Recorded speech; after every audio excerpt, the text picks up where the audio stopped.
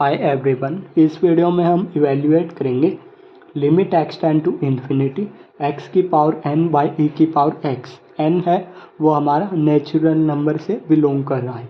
देखिए यहाँ पर अगर मैं एक्स को इन्फिनिटी से अप्रोच करवाता हूँ तो ऊपर हमें क्या फॉर्म मिल रही है, इन्फिनिटी, और डिवाइड में भी ई की पावर एक्स, ई की पावर इन्फिनिटी क्या होता है, इन्फिनिटी। तो डिवाइड में भी इन्फिनिटी, हमें इन्फिनिटी बाय इन्फिनिटी यहाँ पर फॉर्म मिल रही है। इसको सॉल्व करने के लिए यहाँ पर मैं यूज करूँगा by L hospital rule, by using L hospital rule. देखिए ये एल हॉस्पिटल रूल क्या होता है, पहले हम इसके बारे में थोड़ा जान लेते हैं। अगर हमें दिया हो लिमिट एक्स टेंड टू ए और कोई फंक्शन है हमारा एफ एक्स ऊपर है और नीचे फंक्शन है जी एक्स, अगर हम इस पर लिमिट अप्लाई करें तो हमें 0/0 या फिर इन्फिनिटी बाय इन्फिनिटी अगर फॉर्म मिल रही हो तो ही हम इस रूल का यूज कर सकते हैं। और ये जो फंक्शन है हमारा, इसको इस प्रकार लिख सकते हैं, लिमिट एक्स टेंड टू ए हमारा एज इट इज रहेगा। फंक्शन एफ एक्स है, एफ एक्स के जगह हमें डेरिवेटिव करना है एफ एक्स का, D upon d x F x. इसी प्रकार डिवाइड में हमें जी एक्स का डेरिवेटिव करना है, ओके। और फिर हम इस पर लिमिट अप्लाई कर सकते हैं। ये है हमारा एल हॉस्पिटल रूल, या इसे एल हॉस्पिटल रूल भी बोल देते हैं, ओके। तो ऊपर नीचे हमें डिफ्रेंशिएट अलग अलग करना है, यहाँ पर कर देते हैं क्योंकि हमारे पास इन्फिनिटी बाय इन्फिनिटी फॉर्म बन रही है तो हम कर सकते हैं। जैसे मैं कर रहा हूँ limit x tend to infinity, ऊपर हमें डेरिवेटिव किसका करना है, d upon d x x की पावर एन। इसी प्रकार डिवाइड में हमें डेरिवेटिव किसका करना है, d upon d x e की पावर एक्स। डेरिवेटिव कर लेते हैं तो एक्स की पावर एन का डेरिवेटिव करेंगे, limit x tend to infinity as it is रहेगा हमारा। एक्स की पावर एन का करेंगे तो पावर एन आगे आ जाएगा, एक्स की पावर क्या हो जाएगा, एन माइनस वन, ओके। इसी प्रकार डिवाइड में ई की पावर एक्स का क्या हो जाएगा, ई की पावर एक्स ही, एक्स का क्या हो जाएगा, वन, ओके। ये हमने एक बार डेरिवेटिव कर लिया है। अगर मैं अब एक्स को इन्फिनिटी से अप्रोच करवाता हूँ तो अब भी हमारे पास इन्फिनिटी बाय इन्फिनिटी ही फॉर्म यहाँ पर बन रही है। तो अगेन मैं यहाँ पर अब इस फंक्शन पर again L hospital rule use करूँगा, okay. Again use L hospital rule.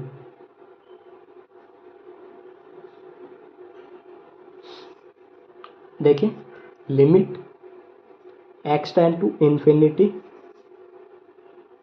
अब हमें डेरिवेटिव किसका करना है, d upon d x. N तो हमारा कांस्टेंट है, ये तो बाहर आ जाएगा, एक्स की पावर एन माइनस वन का, ओके। और डिवाइड में हमें डेरिवेटिव किसका करना है, d upon d x e की पावर एक्स का। कर लेते हैं limit x tend to infinity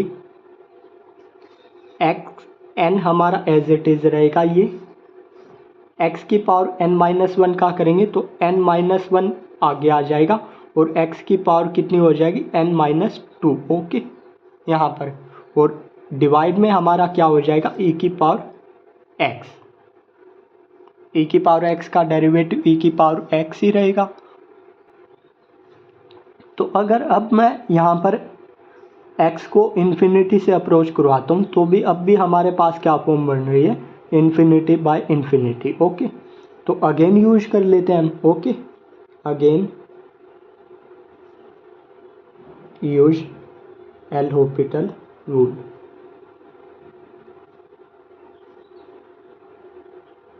again use करेंगे तो देखिए हमारे पास क्या हो जाएगा, अब की बार मैं डायरेक्ट डिफ्रेंशिएट कर देता हूँ, limit x tend to infinity n into n minus one.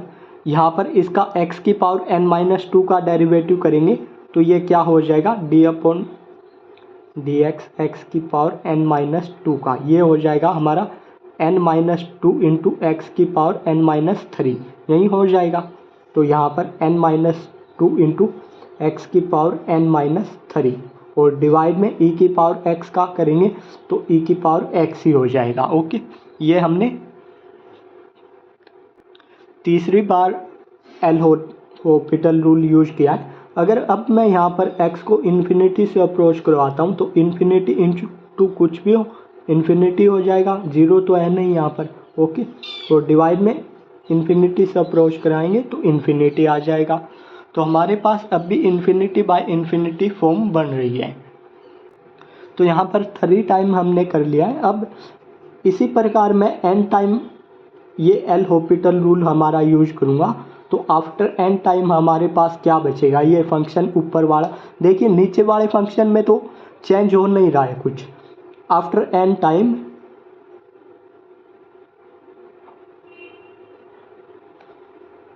Time use L hospital rule. Okay, तो फिर क्या बचेगा हमारे पास, फिर बचेगा limit x tend to infinity.